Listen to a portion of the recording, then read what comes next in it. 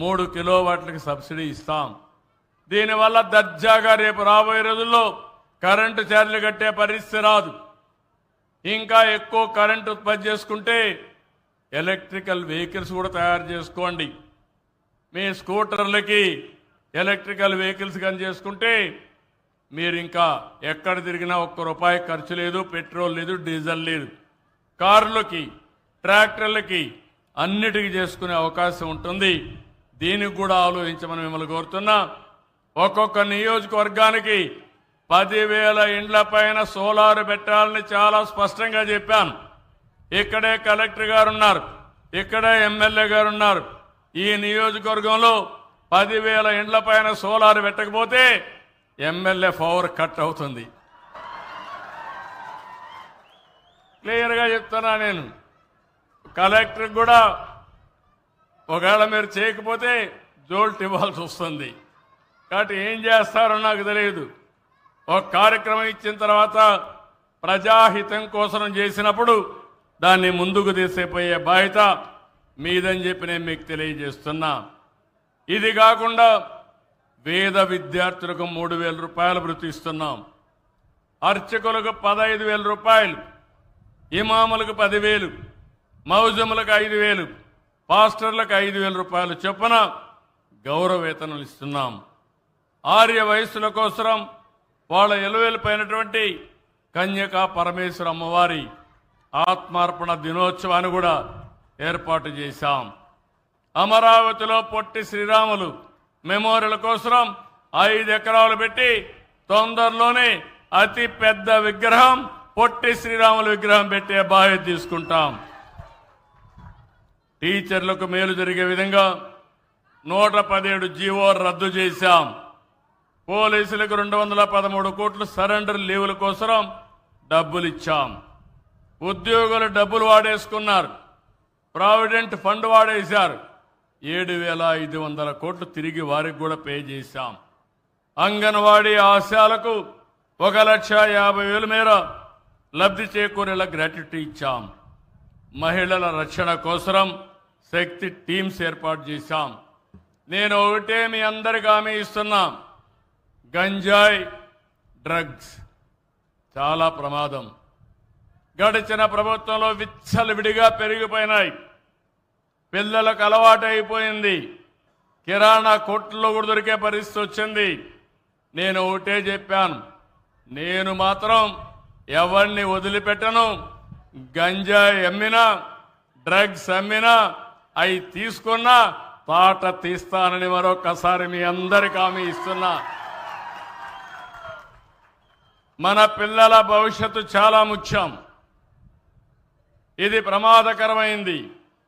ఒకసారి అలవాటైతే ఆ అలవాటు నుంచి బయట రాలేరు. ఏజెన్సీ ఏరియాలో గంజాయి పెంపకం మామూలు అయిపోయే పరిస్థితికి వచ్చారు. ఈరోజు నేను వస్తానే ఒకటి చేశాను. సెటిలైట్ ద్వారా ఎప్పటికప్పుడు ఇన్ఫర్మేషన్ తెప్పించాను, డ్రోన్ పంపించాను.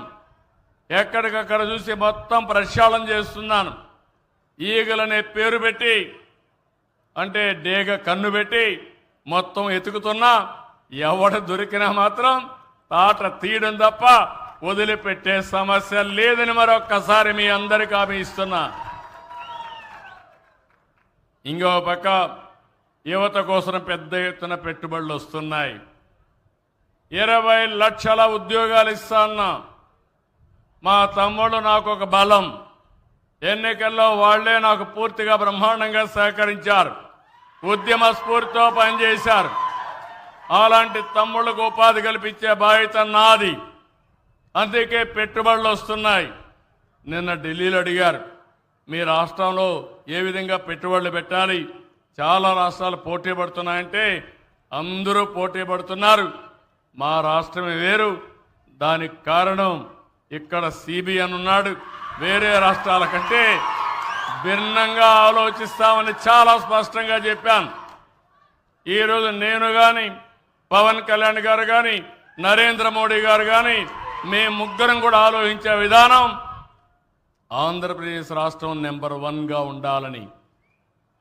అదే మాదిరిగా ఈరోజు మీరు చూస్తే నవజాత శిశువుల కోసం, చిన్న పిల్లల కోసం 11 వస్తువులతో ఎన్టీఆర్ బేబీ కిట్లు మళ్ళా ప్రవేశపెడుతున్నాం. ఒకప్పుడు దీన్ని పెట్టాం, మళ్ళీ రద్దు చేశారు. దాన్ని మళ్ళీ ఈరోజు ప్రవేశపెట్టి మీకు న్యాయం చేసే బాధ్యత తీసుకుంటున్నామని చెప్పి కూడా నేను మీకు తెలియజేస్తున్నా. ఈ సభలో మళ్ళా మీ అందరికీ హామీ ఇస్తున్నాం, తల్లికి వందనం. స్కూళ్ళు తెరిసే లోపల ఎంతమంది పిల్లలుంటే అంతమంది పిల్లలకు 15,000 ఇచ్చే బాధ్యత మేము తీసుకుంటాం.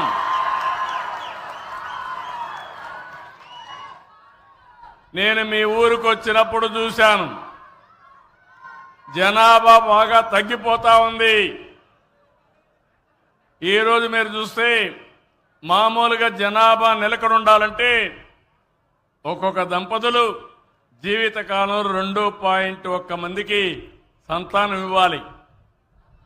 ఈరోజు 1.56కు పడిపోయింది రాష్ట్రం. మీ జిల్లా కూడా 1.5కు వచ్చింది.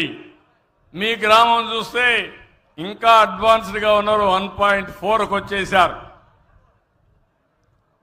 ఇప్పుడు మీరందరూ కానీ పిల్లలకు సంతానం ఇవ్వకపోతే ఈ ఊర్లో అందరూ ముసలోళ్లే ఉంటారు. ఒకసారి వాళ్ళు కూడా చనిపోతే అసలు మనుషులే ఉండరు. మళ్ళా చెయ్యేరు ఎక్కడుందంటే రికార్డులో ఎత్తుక్కోవాల్సి వస్తుంది. అందుకే నేను మిమ్మల్ని అందరినీ కోరుతున్నా, మళ్ళీ మనం పాపులేషన్ మేనేజ్మెంట్ చేయాలి.